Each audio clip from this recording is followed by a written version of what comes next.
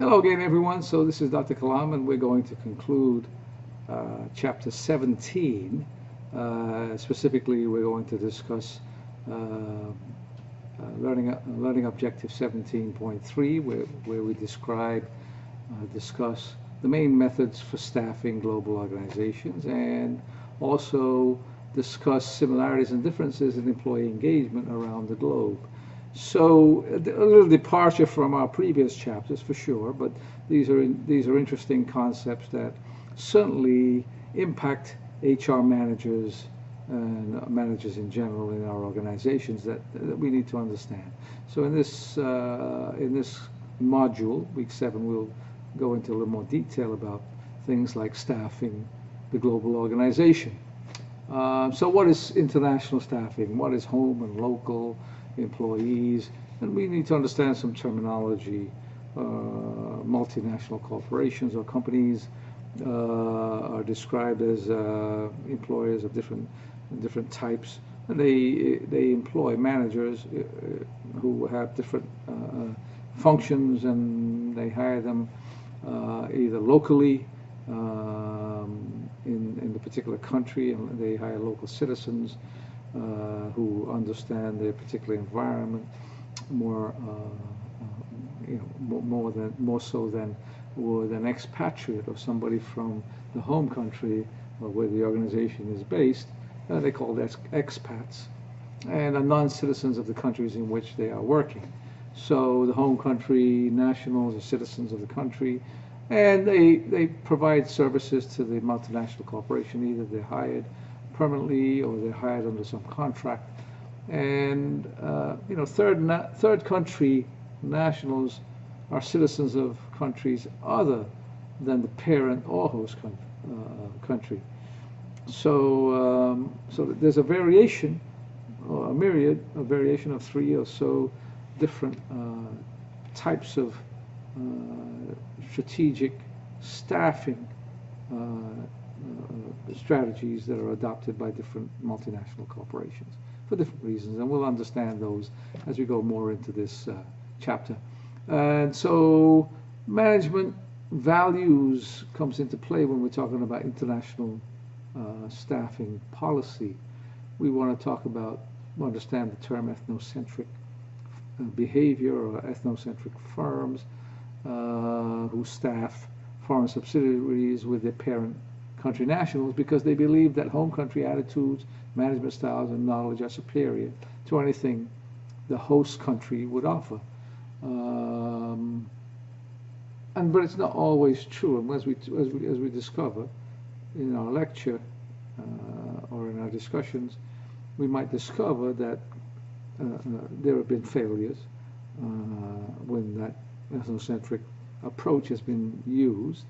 Walmart's first venture into China is a classic example of that type of strategy, where they went in and felt that their model with their values and their type of working scenario could work anywhere.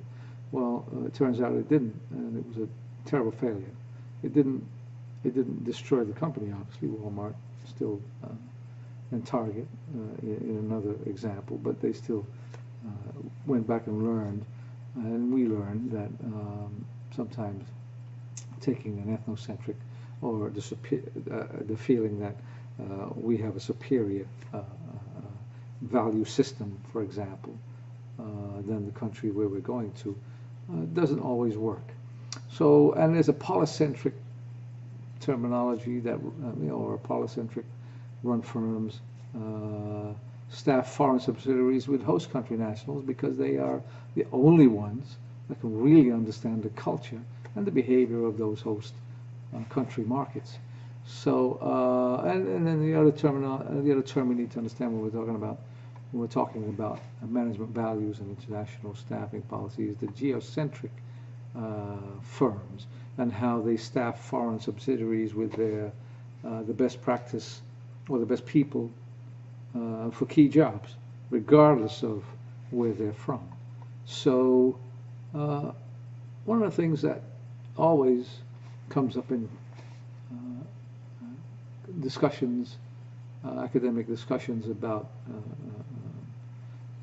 foreign direct investment or directing in multinational corporations investing in other countries is the ethics and codes of conduct where employers should have a set of policies on things like discrimination, harassment, bribery, and one that's local in the United States but has principles that spread across different different developing countries, such as the Sarbanes-Oxley, the concepts in the Sarbanes-Oxley Act. And diversity, here again we've come across this term, sending women managers abroad. Now, while women represent about 50% of the middle management talent in U.S. companies, it might not be the case in other companies, and while it may not be, while we may not see it as important, they only represent 20% of managers abroad. So is that a major consideration? What counts for this? Why does that happen? So many misconceptions still exist. Line managers make these assignments, and many assume that women don't want to work abroad and are reluctant to move families abroad or can't get their spouses to move. But surveys have shown that women do want international assignments, and they're not less inclined to move their families. And so that changes the landscape of women, especially working abroad.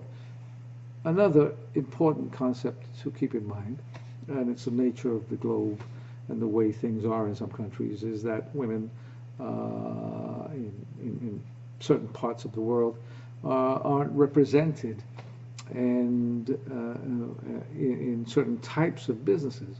And we'll talk about those, and we can read, and in the text you can look up cases of the Middle East and certain other countries where women don't have the same privilege as the women in the United States might have. So, and training and maintaining employees abroad is another important concept to discuss when we talk about staffing. Orientation and training on international assignments is really important.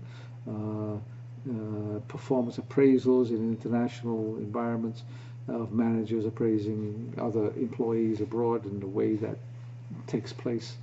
Even though we have our own policies and in our organization, there's obviously a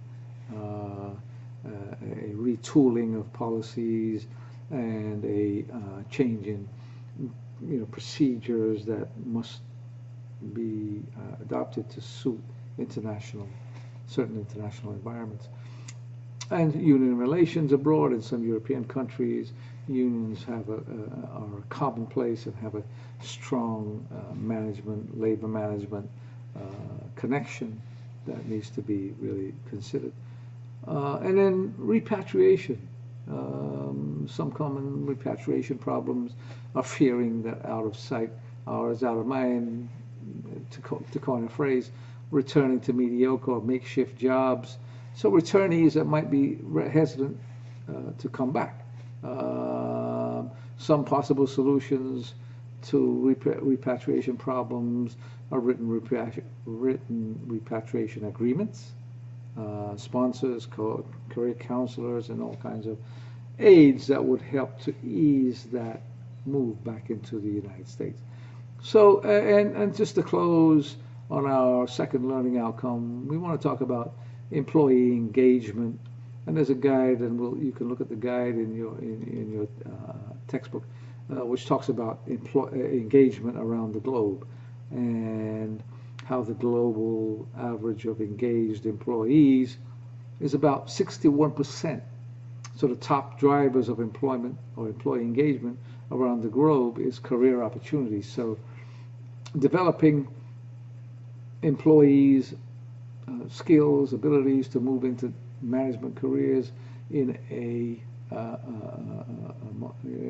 host country is a great way to build motivation, morale, since 61% of employees actually do engage in that activity for those reasons.